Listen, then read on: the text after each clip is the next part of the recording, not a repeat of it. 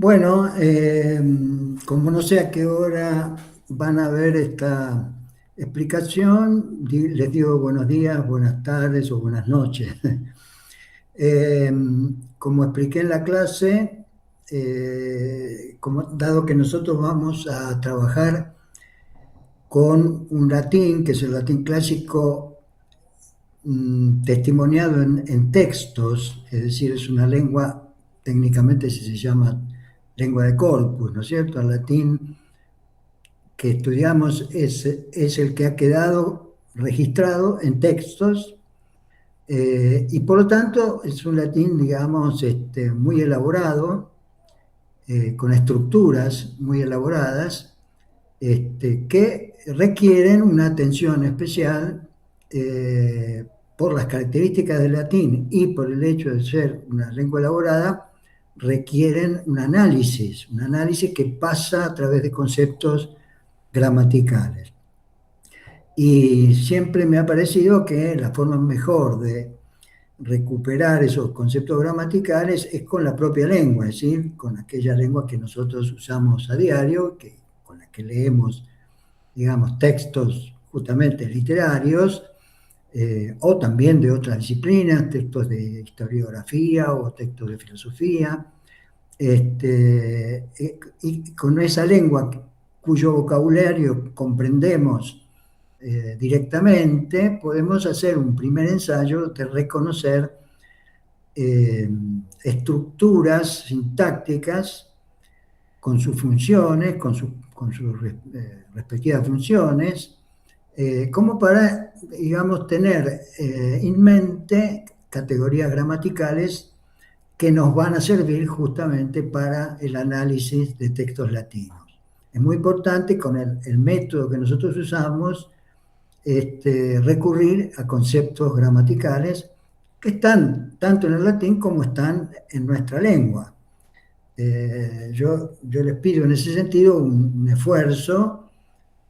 A lo mejor algunos de ustedes tienen frescos los conceptos de gramática, otros no tanto, pero bueno, es muy importante para este método recuperar esos conceptos de gramática. Y si tienen que ayudarse con algún tratado, bueno, tendrán que recurrir, ¿no es cierto? En el caso de que tengan muy olvidados esos conceptos, bueno, recurrir a algunas gramáticas, de castellana me estoy refiriendo, ¿no? Bueno, para este primer ensayo, digamos, de análisis sintáctico, yo les he propuesto un poema de José Martí, La Niña de Guatemala, un poema famoso, célebre, que por su estructura me pareció adecuado para una primera, como digo, recuperación o, este, o mm, re- reactualización de conceptos gramaticales. Las primeras estrofas yo ya se las había dado en el texto que proponía el ejercicio, pero las repaso para que ustedes vean con qué criterio, he ido haciendo el modelo que se supone que luego ustedes debían seguir, ¿no es cierto? Primera estrofa, bueno, quiero a la sombra de un ala contar este cuento en flor, la niña de Guatemala, la que se murió de amor. Fíjense que en el análisis que yo he hecho, arranco con el núcleo del predicado, con el verbo. Es decir, toda oración, dejando de lado, digamos, concepto de oración unimembre que existe, pero digamos, nosotros vamos a manejar siempre con oraciones bimembres, o sea, sujeto y predicado, ¿no es cierto? Y siempre, digamos, el elemento que nos va a tener que llamar de entrada la atención es el núcleo del predicado. Esto es algo que forma parte del método de análisis de los textos latinos, por eso también en este caso arranco por allí. Y lo que tenemos como núcleo de predicado es una frase verbal, quiero contar, ¿no es cierto? Es decir, lo que dice esta estrofa, yo lo voy a descomponer, digamos así, en sus elementos sintácticos, Y entre esos elementos sintácticos, el primero que escojo para esta especie de descomposición de las funciones es el núcleo del predicado, que en este caso se propone o se plantea como frase verbal: quiero contar. El verbo conjugado es quiero, o sea, en primera persona singular, presente indicativo, y tiene un verbo, digamos, tiene un infinitivo que completa la frase, que da, digamos, la idea central, ¿no es cierto?, de la oración. Es decir, lo que expresa esta oración está de alguna manera girando en torno de esta expresión verbal quiero contar, ¿no es cierto? Que sobreentiende un sujeto yo, ¿no es cierto? El sujeto no necesariamente se tiene que explicitar. Esto pasa en castellano lo mismo que en latín, es decir, el verbo por sí solo puede indicar la persona, ¿no es cierto?, que es el sujeto de la acción, ¿eh? Y en este caso, bueno, tenemos una primera persona singular de presente indicativo, que se sobreentiende. Entonces, tenemos un emisor del discurso que habla en primera persona y que expresa en el predicado quiero contar. Ahora, este núcleo verbal está acompañado de un complemento circunstancial, ¿no es cierto?, que dice a la sombra de un ala, que en la disposición del poema está a continuación del verbo, del elemento conjugado de la frase verbal, ¿no? Quiero a la sombra de un ala, dice, bueno, quiero contar a la sombra de un ala, es decir, en un lugar determinado, quiere hacer su relato, su narración, digamos, y ese es un complemento circunstancial del lugar. ¿Cómo sé que es del lugar? Bueno, acá empieza a jugar, por supuesto, el contenido semántico de la expresión, ¿no es cierto? Si yo digo a la sombra de un ala, estoy indicando un lugar, ¿no? Entonces, a eso lo definimos como complemento circunstancial del lugar. Por supuesto, forma parte del predicado. Es decir, quiero contar a la sombra de un ala, ¿no es cierto? Y luego dice, este cuento en flor. Es decir, estamos en una frase verbal que es transitiva porque el infinitivo indica acá una acción transitiva. Contar es contar algo, ¿no? Hay algo que es contado, ¿no? Y entonces hay un objeto de la frase verbal, que insisto, es el objeto, específicamente es el objeto del infinitivo, y este objeto es este cuento en flor, objeto directo, y por supuesto también forma parte del predicado. Quiero contar este cuento en flor a la sombra de un ala. Podríamos disponerlo de otro modo, pero ¿por qué el poeta lo dispuso así? Bueno, porque está construyendo versos, está expresándose en verso, ¿no? Y para el verso es necesario disponer los elementos de un modo que suenen musicalmente. Esto también lo vamos a tener muy presente en el latín, es decir, la disposición de las partes de la oración no va a estar siempre igual, es decir, no va a tener una secuencia fija, sino que va a tener una secuencia móvil de acuerdo, ¿no es cierto?, a las necesidades expresivas del texto. Y finalmente viene una estructura bastante extensa que viene a aclarar cuál es el cuento que quiere contar el emisor del discurso, ¿no es cierto? El cuento es la niña de Guatemala, la que se murió de amor.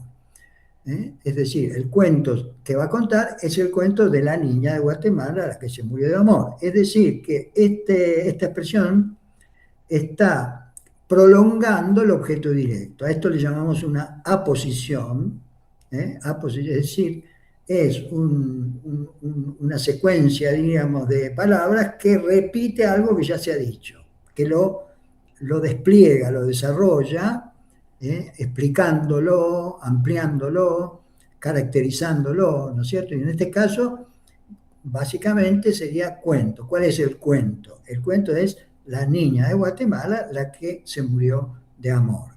Entonces a esto le llamamos una aposición. Forma parte del objeto directo. Y entonces tenemos concretamente una oración que está con un sujeto desinencial, se le suele llamar, o sujeto tácito si quieren, es decir, no está dicho el sujeto, sino que está implícito en el verbo, y luego un predicado bastante complejo, dentro del cual incluso, pero no me detengo en eso, pero lo señalo, ¿no es cierto? Hay también otra oración subordinada que es la que se murió de amor, donde yo tengo digamos, una subordinada introducida. ¿Por qué? Pero no me voy a detener en eso porque tampoco lo vamos a hacer en latín. Nosotros nos vamos a manejar siempre con oraciones simples o con algún tipo de oración subordinada muy, muy sencilla, ¿no es cierto? Bueno, esto lo di, ¿no es cierto?, como ejemplo. También di la segunda estrofa del poema, que tiene dos oraciones coordinadas. Voy avanzando un poco más porque si no se nos va a ir mucho el tiempo, ¿no es cierto? Tengo la tercera estrofa, ella dio el desmemoriado, ¿no es cierto? La cuarta, iban cargándole en andas, obispo, embajadores, después iba el pueblo en tandas, todo cargado de flores. Bueno, creo que esta ya no estaba, esta tercera estrofa, ya no la había puesto junto con la consigna, ¿no?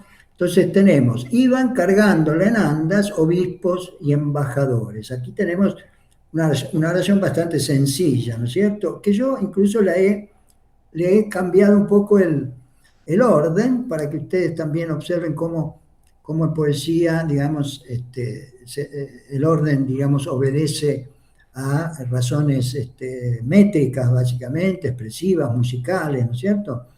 La oración, si yo la quiero poner en términos de sujeto y predicado, sería obispo y embajadores, sujeto del verbo iban cargándola, ¿no? Iban cargándola otra vez, una frase verbal, con un verbo conjugado, iban, y un infinitivo, perdón, un gerundio cargándola. Bueno, frase verbal, no me detengo a los conceptos, ¿no es cierto?, de gerundio, pues bueno, esto sería bastante complicado en este momento, ¿no? Pero creo yo que intuitivamente se dan cuenta que la frase iban cargándola es la que define el núcleo del predicado, es lo que se dice, ¿no?, centralmente, la acción que se está desarrollando, ¿no? Entonces, obispos y embajadores iban cargándola. Ahora, esa frase verbal tiene incorporado el pronombre la, ¿no? Este objeto directo del iban cargando, ¿no? Los obispos y embajadores iban cargando, ¿qué cosa? A ella la iban cargando, ¿no? Bueno, en castellano eso puede hacerse mediante este pronombre, ¿no es cierto?, que está incorporado a la frase verbal. La es el objeto de la acción iban cargando. Y luego hay un circunstancial de modo. ¿Por qué? Porque esa acción de cargar a la niña se produce de una cierta manera. En este caso se da el modo en andas, porque, y bueno, porque la llevaban, ¿no es cierto?, a hombros, llevaban el ataúd, obviamente, en hombros, y entonces eso se da en castellano, se puede dar mediante esta expresión en andas, tiene un sentido adverbial, ¿no es cierto? Y por supuesto forma parte del predicado, ¿no? Iban cargando la enana, o sea, tengo un sujeto, obispos y embajadores, con un predicado, iban cargándola en andas. Y una segunda oración, donde tengo otra vez un sujeto, pero por supuesto distinto ahora, el pueblo, ¿no es un sujeto singular? que es sujeto de el verbo iba. Acá este núcleo del predicado es un verbo conjugado, ¿no? El verbo ir, ¿no? Conjugado en pretérito imperfecto de indicativo, el pueblo iba, está indicando simplemente la acción de desplazarse, no es un verbo transitivo, en el caso anterior es transitivo cargándola, ¿no es cierto? Es decir, tiene que haber un objeto que se carga, que es cargado, ¿no? Mientras que acá tenemos un verbo que no está, que no es transitivo y que indica simplemente el desplazamiento del sujeto, que es el pueblo, ¿no? Y el pueblo se desplazaba, iba, caminaba, ¿no? Detrás. Y ese detrás es un complemento circunstancial del lugar, es decir, ubica el andar del pueblo respecto de un objeto, que en este caso es el féretro que obispos y embajadores llevan en tandas, ¿no? Perdón, en andas, ¿no? Ahora, el pueblo iba detrás de, como digo, del féretro, en tandas, dice, en tandas, es decir, como en oleadas, podríamos decir, es un circunstancial de modo, que forma parte del predicado, y describe cómo se producía esta acción de ir avanzando. Iban avanzando, el pueblo iba avanzando. Fíjese que el sujeto pueblo indica una multitud, ¿no es cierto? Es decir, es una multitud, ¿no? Porque son muchos, y por lo tanto no es que van todos apretados, sino que van como por oleadas, diríamos así, y eso lo expresa mediante en tandas, ¿no? Y luego viene una función que nos suele darnos trabajo en castellano y también nos da trabajo en latín, que es la función de predicativo.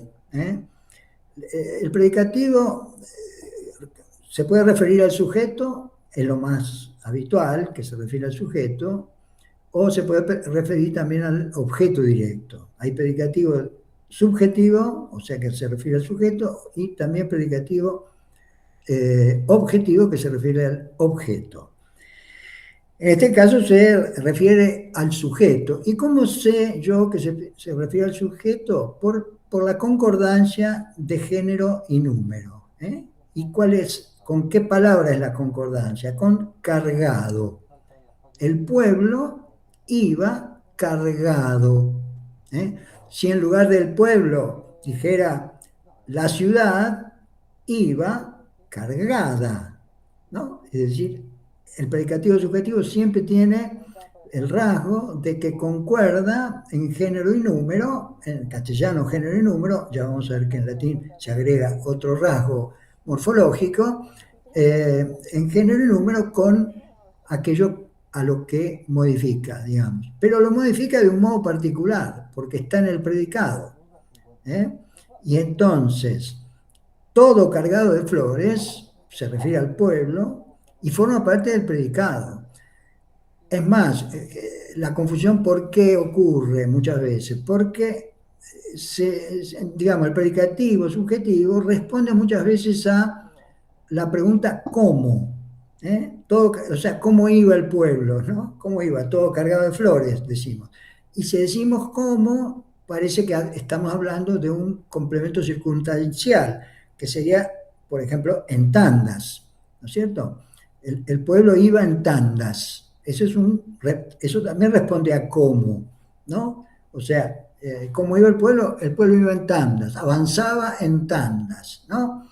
Ahora, todo cargado de flores parece que también responde a esa pregunta, se parece a un circunstancial, pero ¿dónde está la diferencia fundamental?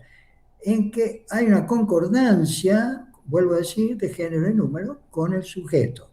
El pueblo iba cargado de flores. Eso no ocurre con un circunstancial. Es decir, el complemento circunstancial no, digamos, es como, equivale a un adverbio, ¿no es cierto? Y no tiene concordancia de género y número con el sujeto. Si se trata de un predicativo subjetivo, si fuese un predicativo objetivo, obviamente concordancia con el objeto, ¿no?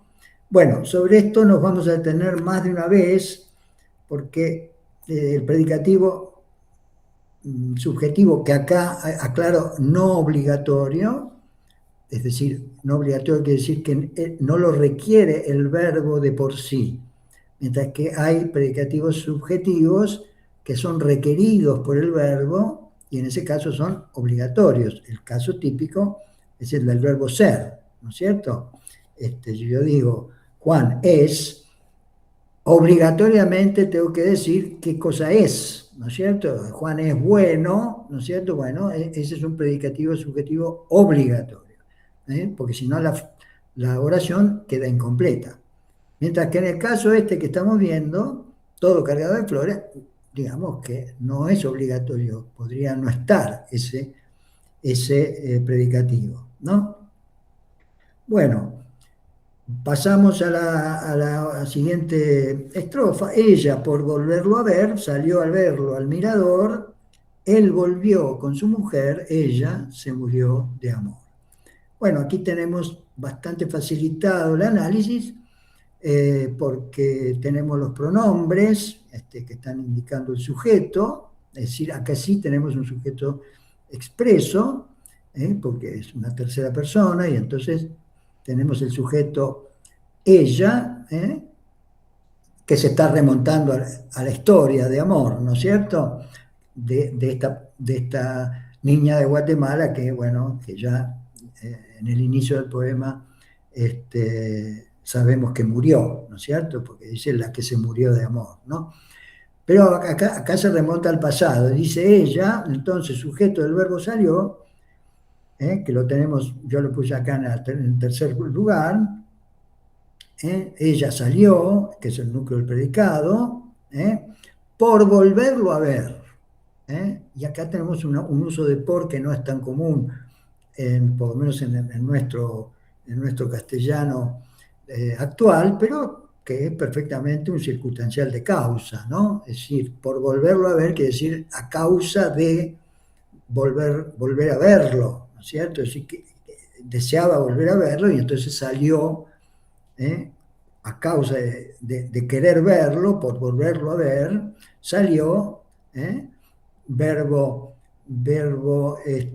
intransitivo nuevamente, verbo que indica un movimiento, no requiere un objeto directo, y entonces tenemos una acción del sujeto que es la de salir, ¿no? Pero sí requiere, yo diría casi, sí, obligatoriamente, un circunstancial de lugar, es decir, se sale siempre a algún lugar se sale, ¿no? Es decir, a esto en general, como puse ahí, lo podemos llamar como el hecho circunstancial de lugar, pero se podría diferenciar entre un circunstancial de lugar que puede estar o no y un circunstancial de lugar que en realidad es muy requerido por el verbo, ¿no es cierto? Entonces, si yo digo salió, prácticamente es casi forzoso decir a dónde salió, ¿no? Por supuesto que en el habla común cotidiana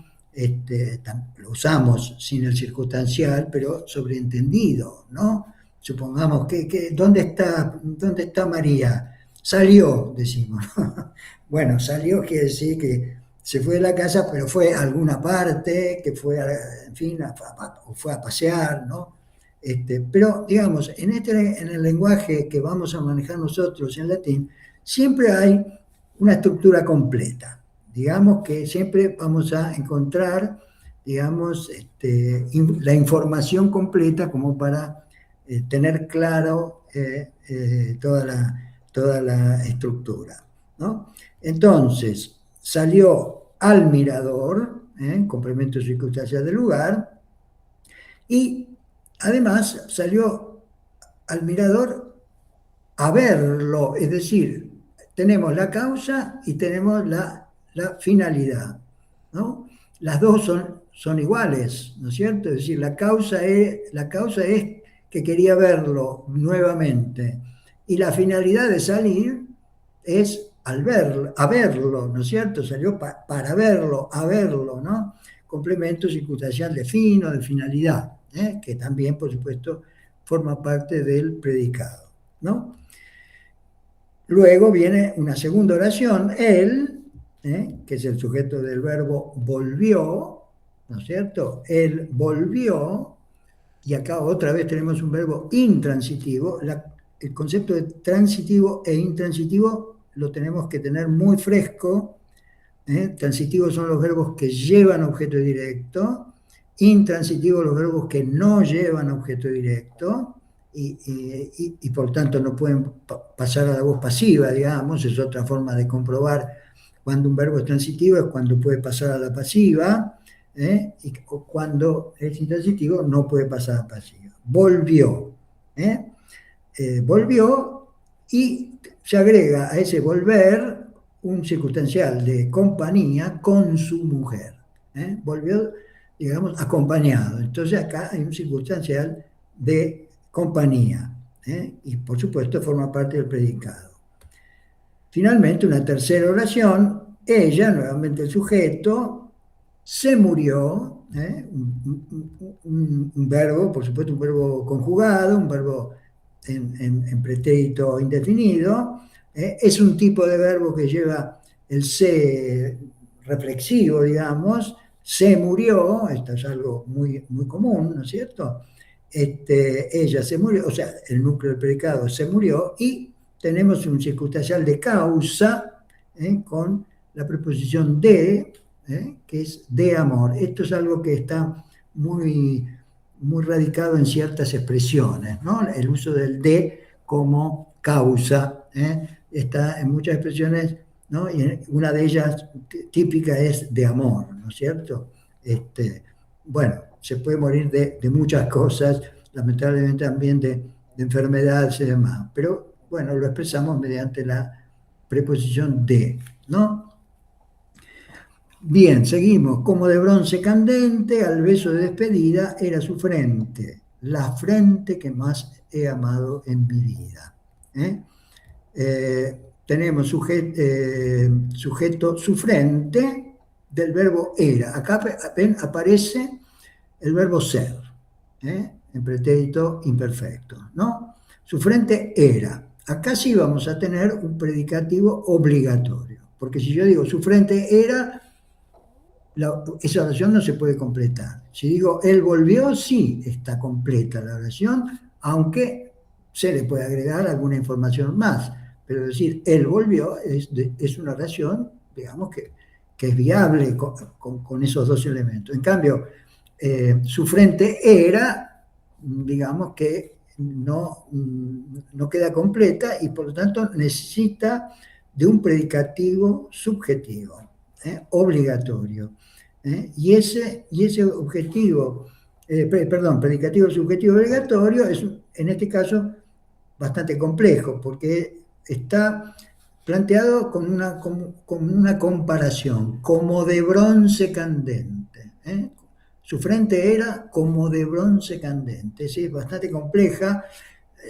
No entro en la minucia del análisis, tampoco lo vamos a hacer en latín, porque si no uno se pierde en conceptos muy, muy alambicados, diríamos. Prefiero mantener núcleos gruesos, digamos, núcleos grandes de significación.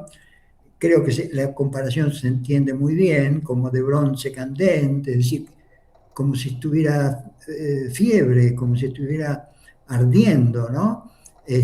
Cosa paradójica en el sentido de que, digamos, ya es cadáver, ¿no? Ya está muerta. Sin embargo, parece como que conservara un estado de candencia, ¿no?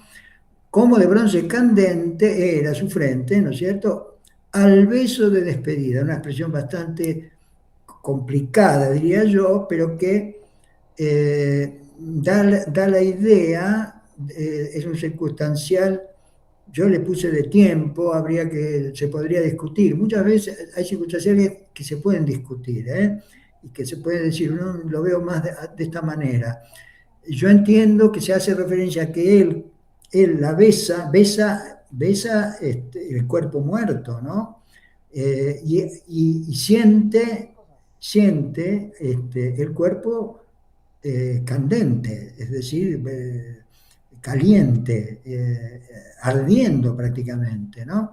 Sería en el momento en que la besé, sentí su cuerpo como con fiebre, con candencia, ¿no? Y finalmente aclara acerca de frente, que es aposición. Tal vez hubiera debido o hubiera sido más sencillo poner la frente que más he amado en mi vida, ponerlo arriba después de su frente. O sea, su frente, la frente que más he amado en mi vida, era al beso de despedida como de bronce candente. Este tipo de desarmado de las oraciones, es decir, esta tarea de desarmar la oración para descubrir su lógica interna, bueno, ese es un trabajo que vamos a hacer siempre con los textos latinos, ¿no? Por eso lo propongo acá de manera mucho más sencilla, porque ustedes entienden las palabras, ¿no es cierto? Lo planteo con un texto en español, que como ven se pone en un orden poético. Si yo lo tengo que colocar en un orden lógico, diríamos así, pondría su frente, la frente que más he amado en mi vida, era al beso de despedida como de bronce candente, o era como de bronce candente al beso de despedida, es decir, al besarla yo para despedirme de ella, ¿no? Sigamos, dice, se entró de tarde en el río, la sacó muerta el doctor, dicen que murió de frío, yo sé que murió de amor. Aquí arrancamos con el núcleo del predicado, se entró, otro verbo también con pronombre reflexivo, se entró, eso digamos es una forma idiomática bastante, diríamos, común, se entró, no es simplemente entró, sino se entró, es decir, se metió, sería más o menos equivalente a se metió, es el núcleo del predicado, de un sujeto, ella, que no está dicho. Y ya ven como también en tercera persona puede omitirse el, el sujeto, pero por una razón distinta, y es que en el contexto se entiende cuál es el sujeto. No es lo mismo cuando se omite el yo, ¿no es cierto? O el tú, porque el yo o el tú están indicados por la desinencia del verbo. Entonces, no hacen falta en absoluto. Quiero a la sombra de una ala, es decir, no hace falta en absoluto decir yo. En cambio, si estamos en tercera persona y omitimos el sujeto, es porque el sujeto se puede recuperar del contexto. Y entonces es ella, por supuesto, es la difunta, la niña de Guatemala, etcétera, de la cual ya se ha hablado antes. Y entonces, centro tiene un sujeto tácito. Esto literalmente sería el sujeto tácito. Tácito viene del latín que quiere decir callado, ¿no? No dicho, ¿no? Centro de tarde, circunstancial de tiempo, acá eso es bastante claro, y centro en el río, circunstancial del lugar. Aquí, digamos, yo diría que son circunstanciales, por lo menos en el río es un circunstancial casi obligatorio, ¿no es cierto? Se entró en el río, en algún lado se entró, ¿no? De tarde, en cambio, podría no estar, ¿no es cierto? Pero por supuesto que en un poema toda palabra es esencial, porque todo da el clima y todo da el mensaje, ¿no es cierto? O sea, no es la elección de la tarde como momento para entrar en el río, digamos, que obviamente es para morir, ¿no? Se trata de un suicidio. Bueno, es muy sugerente, de tarde, ¿no?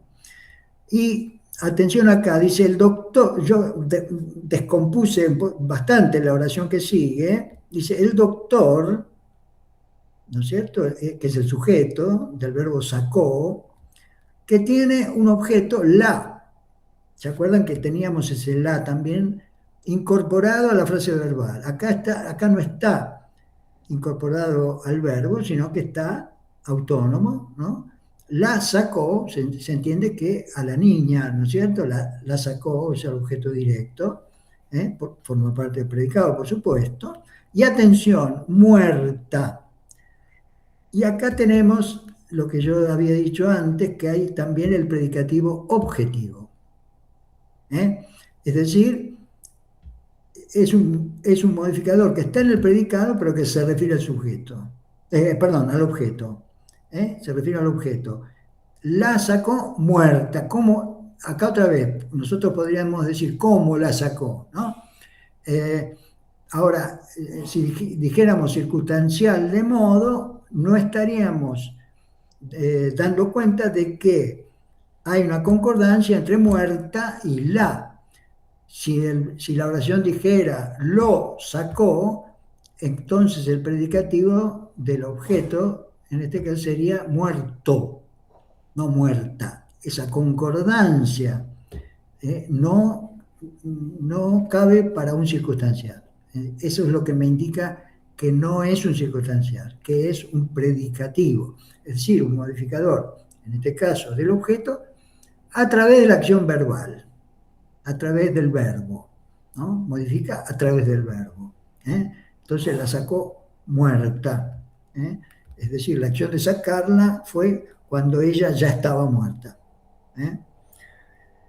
Dicen, núcleo verbal del predicado de la siguiente oración, y aquí tenemos algo muy propio también de la lengua latina, que es un sujeto sobreentendido, tácito, sobreentendido, eh, muy común y por lo tanto, digamos, fácilmente comprensible, que sería un colectivo abstracto, dicen. Se dice podría ser un sustituto, ¿no es cierto? Pero bueno, en el verso calza mucho mejor, dicen, ¿no? En este verso, concretamente en este poema. Pero nos damos cuenta fácilmente de que hay un sujeto colectivo que es, digamos, indefinible y que emite un decir, ¿no? Es un decir, ¿no? Entonces dicen, ahora, ese dicen es un verbo transitivo y necesita obligatoriamente un objeto. No puedo decir dicen y no decir qué cosa es dicha, ¿no? Y acá el objeto directo, lo que es dicho, es una subordinada, es una oración subordinada que murió de frío. Dicen que murió, ese que nos va a dar un poquito de trabajo en el latín, porque, digamos, muchas veces, bueno, hay muchas formas de decirlo, nosotros tenemos solo el que, pero en latín hay varias formas. Bueno, que murió de frío es la subordinada sustantiva, objeto directo de dicen. Y insisto, no me meto en subordinadas porque sería complicar inútilmente la cosa, ya que no vamos a ver subordinadas en latín. Después tenemos una tercera oración, yo, el sujeto acá. ¿Por qué acá dice el sujeto? ¿Sí? ¿Por qué lo expresa al sujeto cuando no es obligatorio? Cuando decía quiero a la sombra de un ala, no decía yo quiero a una. ¿Por qué dice acá yo sé? Porque él quiere puntualizar que contrariamente a todos los que dicen, todos dicen tal cosa. Yo, podríamos, en un lenguaje lógico, sería yo, en cambio, yo, por mi parte, digo otra cosa. Entonces, el sujeto está dicho, el sujeto pronominal, ¿no es cierto? Primera persona singular, está dicho precisamente para darle a entender que él se opone a ese colectivo abstracto que dice otra cosa, ¿no? Y él dice, yo sé, y aquí usa el verbo saber, ¿no es cierto? Que es otra vez un verbo transitivo que requiere un objeto directo y otra vez un objeto directo oracional, que murió de amor. Es decir, lo que él sabe es que murió de amor. Es decir, eh, naturalmente, si ustedes indagan un poco sobre la historia de este poema, van a saber que efectivamente el que enuncia este poema, que es José Martí, digamos que estuvo involucrado en la muerte de esta niña, ¿no? Allí, en la bóveda helada, la pusieron en dos bancos. Besé su mano afilada, besé sus zapatos blancos. ¿Eh? Bueno, yo acá creo que mantuve bastante el orden de la estrofa. Allí, complemento circunstancias del lugar, es un adverbio, ¿no es cierto?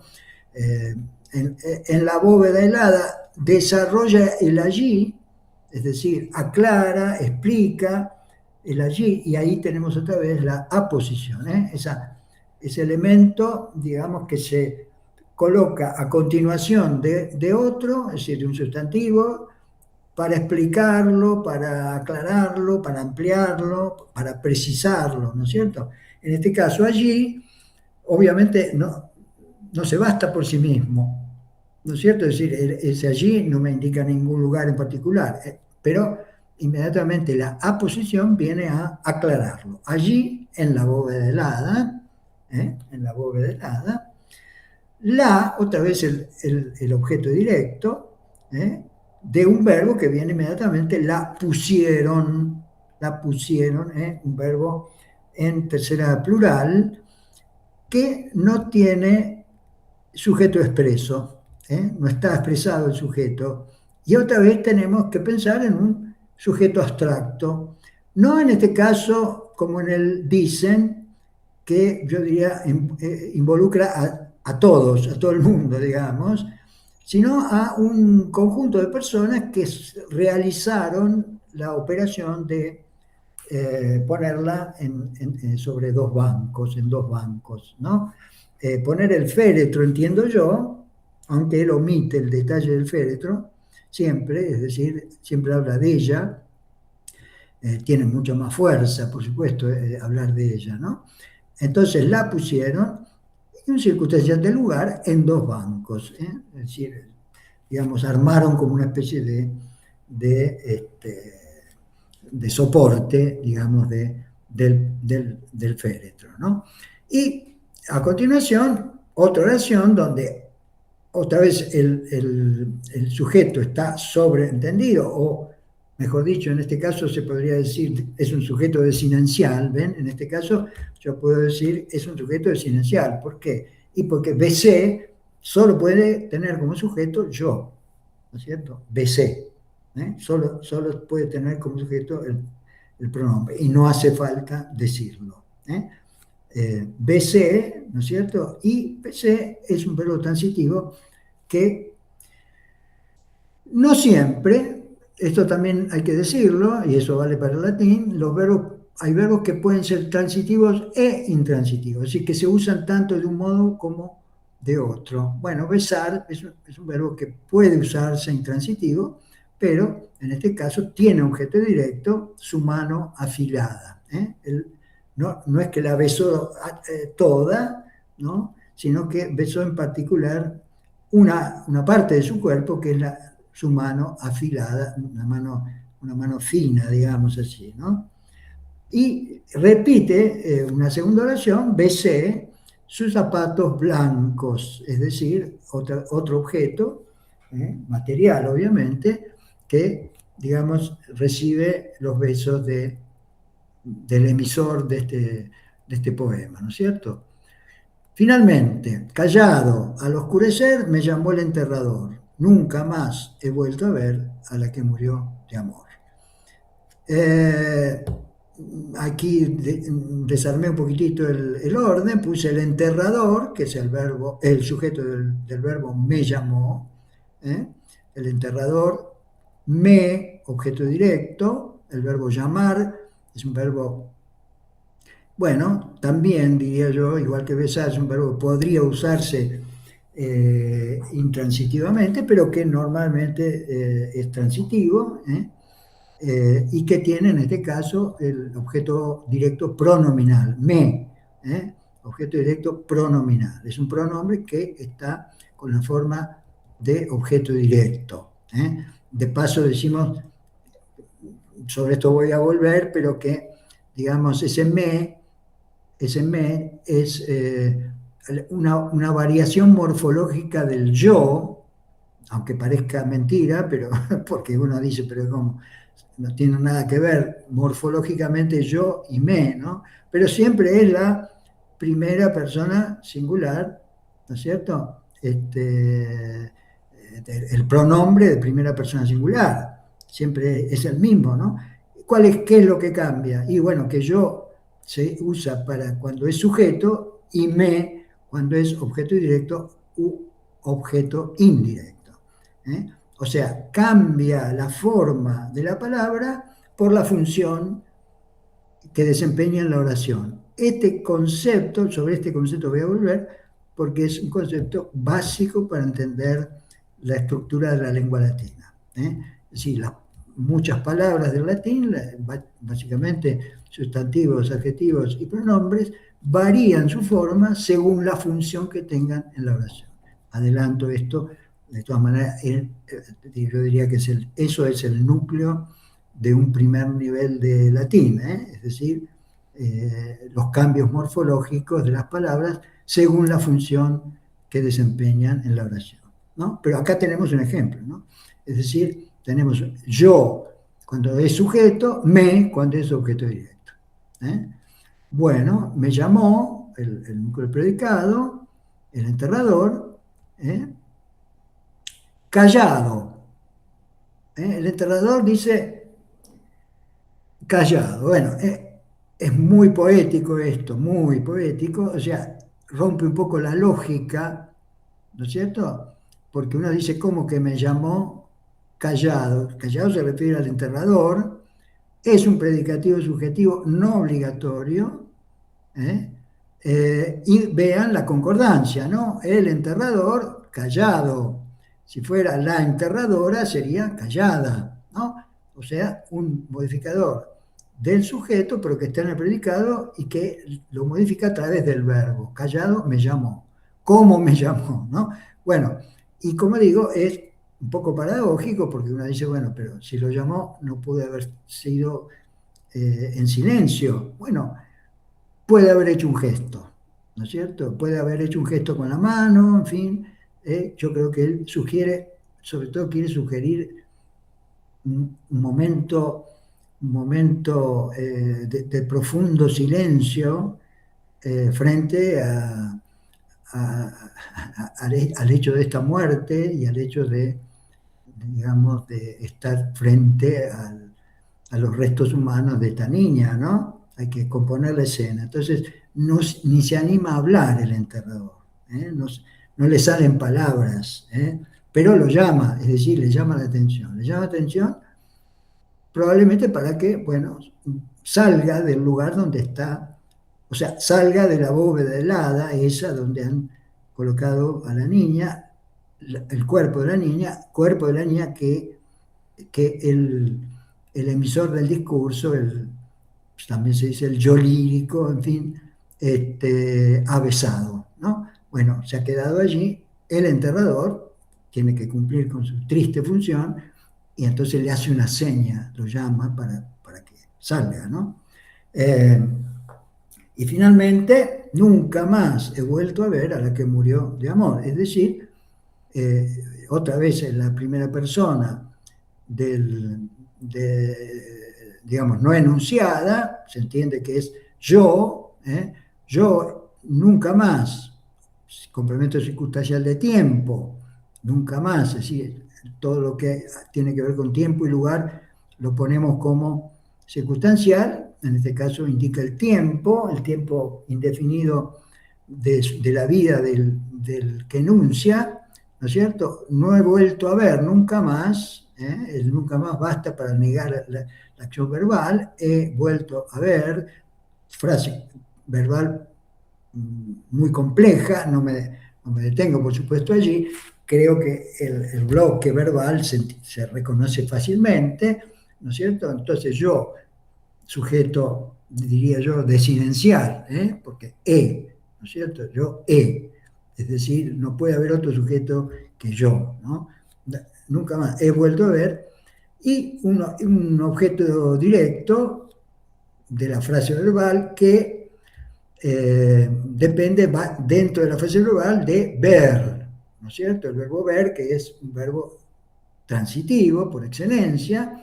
Si yo digo ver, si yo digo vio, ve, siempre hay algo que es visto, ¿no es cierto? Y entonces requiere el objeto directo, y el objeto directo es a la que murió de amor, es decir, aparece otra vez como objeto una oración subordinada compuesta por muchos elementos, pero que indica su función de objeto directo a través de la preposición a, ¿no es cierto? Cuando se trata de persona, el objeto directo persona, usamos en español, usamos la preposición a, ¿no?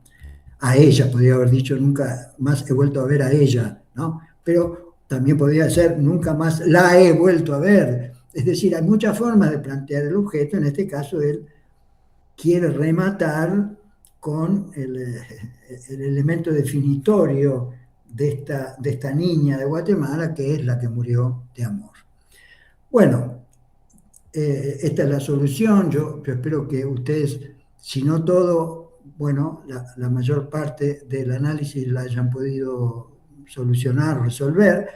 Y si hay dudas, pueden dejarlas digamos, escritas o enviarlas por escrito, o formulármelas en la clase sincrónica, brevemente, como para que yo después, aquello que haya quedado oscuro, lo pueda explicar, lo pueda ampliar. Creo que estamos bien con el horario, así que con esto cierro. Muy bien, como dije, buenos días o buenas tardes o buenas noches.